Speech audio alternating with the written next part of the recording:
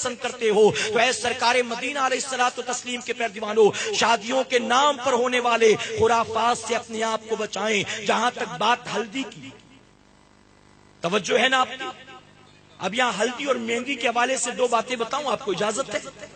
ہلدی شریعت نے منع نہیں کیا، ہلدی اگر لڑکے کو لگانا چاہیں تو بھی اجازت، لڑکی کو لگانا چاہیں تو بھی اجازت۔ لڑکے کو لگائیں تو فرمایا گیا کہ نیت یہ ہو کہ جسم صاف ہو جائے، نیت یہ ہو کہ جسم سے خوشبو آئے، میل کچیل دور ہو جائے، یعنی زینت مقصد نہ ہو۔ لڑکی کو لگائیں تو لڑکی کو لگاتے وقت اگر زینت نیت ہو تو بھی کوئی ممانعت نہیں۔ ہاں اب یہاں پر لڑکے کو لگائیں لڑکی کو لگائیں تو طریقہ کیا ہے؟ سب سے پہلے تو میں نے کلیئر کیا، لگا سکتے، نیت کیا، طریقہ کیا۔ آج جو ہمارے یہاں طریقہ پیدا ہو گیا وہ سراسر غلط۔ لڑکے کو چڈی پہنا کر بٹھا دیتے ہیں گھر کے بیچوں بیچ، ایک پیر خالہ نے پکڑ رکھا ہے، ایک پیر ممانی نے پکڑ رکھا ہے، پیٹھ پہ چچی مل رہی ہے، ہاتھ پہ امی لگا رہی ہے، ہوتا کہ نہیں ہوتا بتاؤ؟ یا کہیں پر لنگی پہنایا اس کو اور لنگی کو پلٹ کر بیٹھ گیا ہوا ہے، جانگ کھلی، پورا پیر کھلا، صرف اور صرف ناب سے لے کر جانگ کا کچھ حصہ ڈھکا ہے، شرمگاہ صرف ڈھکی، اور اس کے علاوہ اڑوس پڑوس کی عورتیں سب بیٹھی ہیں اس کو لگانے میں ہلدی۔ اے مسلمانوں، فرمایا گیا لڑکا 10 سال کا ہو جائے تو بنا ضرورت کے ماں بھی اپنے بیٹے کے جسم کو ہاتھ نہیں لگا سکتی۔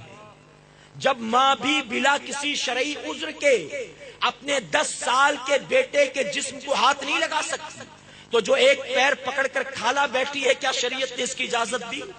کیا ایک پیر پکڑ کر جو ممانی بیٹھی، شریعت نے اس کی اجازت دی؟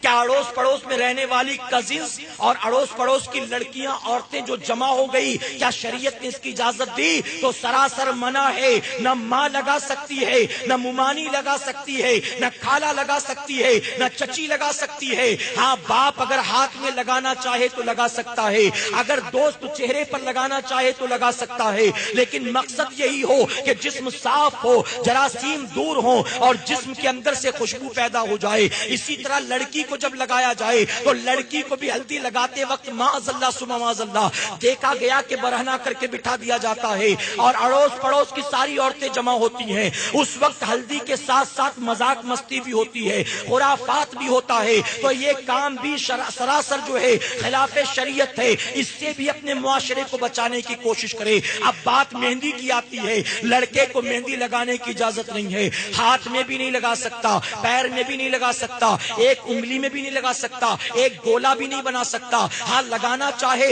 اگر سر پر بال ہیں تو بالوں میں لگا سکتا ہے نبی کی سنت سمجھ کر، داڑھی ہے تو داڑھی پر لگا سکتا ہے نبی کی سنت سمجھ کر، ہاتھ پیر میں لگانے کی لڑکے کو اجازت نہیں ہے۔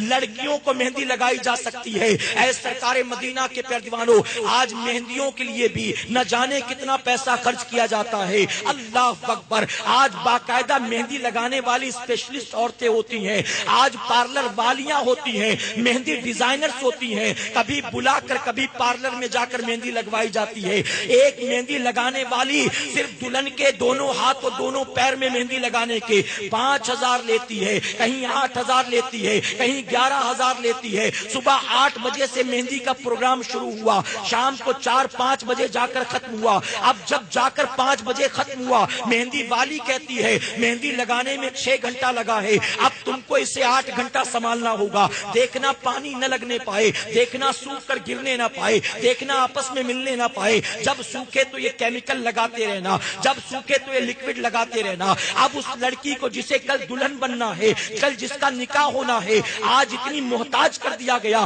کہ صبح 8 بجے سے مہندی لگا کر جو بیٹھی تو پیشاب پیخانے کو بھی محتاج ہو گئی، کھانے پینے کو بھی محتاج ہو گئی۔ اب سہیلیاں اسٹرو ڈال کر پلائیں گی، اب اسے چمچ سے کھلائیں گی، اب اٹھا کر ٹوائلٹ اور واش روم میں لے جائیں گی۔ اللہ اکبر۔ اے مسلمانوں، صرف مہندی کے چکر میں فجر کی نماز بھی چھوڑا، ظہر کی نماز بھی چھوڑا، عصر کی نماز بھی چھوڑا، مغرب و عشاء کی نماز بھی چھوڑا۔ دوسرے دن جب وہ ہال میں آئے گی دلہن بن کر، جب اڑوس پڑوس کی عورتیں دیکھیں گی، بڑی بوڑھیاں دیکھیں گی، مہندی کا رنگ دیکھ کر کہیں گی ارے کتنا خوبصورت رنگ چڑھا ہے، اس کی ساس تو بہت پیار کرے گی اس سے، اس کا شوہر تو بڑا پیار کرے گا اس سے۔ میں کہتا ہوں تیری مہندی کی رنگت کو دیکھ کر ہر کسی نے تعریف کی کہ سسرال اچھا ملا، شوہر اچھا ملا، ساس سسر اچھے ملے، کاش کتنا اچھا ہوتا تو نے مہندی کے رنگ کی پرواہ نہ کی ہوتی، تو نے صبح 8 بجے سے شروع کیا، 3 بجے مہندی کو لگا کر دھو دیا ہوتا، اس کے بعد ظہر کی نماز کو ادا کیا ہوتا، پھر عصر کی نماز کی تیاری کی ہوتی، پھر مغرب و عشاء کی نماز کی تیاری کی ہوتی،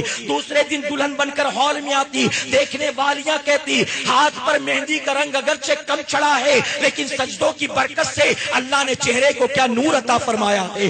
ہم نے دلہن تو بڑی دیکھی ہے لیکن اتنی خوبصورت دلہن ہم نے نہیں دیکھا، اتنا نورانی چہرہ ہم نے نہیں دیکھا۔ ہم نے نمازوں کی پرواہ نہیں کی، ہم نے چہرے کے نور کی پرواہ نہیں کی، ہم نے مہندی کے رنگت کی پرواہ کی۔ میں کہتا ہوں اللہ اور اس کے رسول صلی اللہ علیہ وسلم کے جب فرمان کی پرواہ کیے بغیر ہم شادیاں کرتے ہیں، ان شادیوں میں برکت کہاں ہوگی؟ ہماری بیٹیاں سسرال میں خوش کہاں ہوں گی؟ اسی لیے تو اے مسلمانوں، جس مہندی کو لگانے میں تم نے 12,000 خرچ کیے تھے، جس مہندی کے چکر میں تم نے 5 نمازیں چھوڑی تھی، وہ لڑکی جب سسرال جاتی ہے 1 ہفتے کے بعد روتی ہوئی آتی ہے، اپنی ماں کو رو رو کر کہتی ہے امی ابھی ہاتھ کی مہندی کا رنگ پھیکا بھی نہیں پڑا، شوہر نے مارنا بھی شروع کر دیا، ابھی ہاتھ کی مہندی کا رنگ پھیکا بھی نہیں پڑا، ساس نے گھر کے سارے کام کروانے شروع کر دیے۔ پھر وہ آتی ہے مولانا صاحب کے پاس، آتی ہے امام صاحب کے پاس، حضرت ہمارے ساتھ دھوکا ہو گیا، غلط جگہ ہم نے بیٹی کی شادی کروا دی۔ میں کہتا ہوں قصور نہ تیری بیٹی کا ہے نہ قصور اس کے سسرال والوں کا ہے،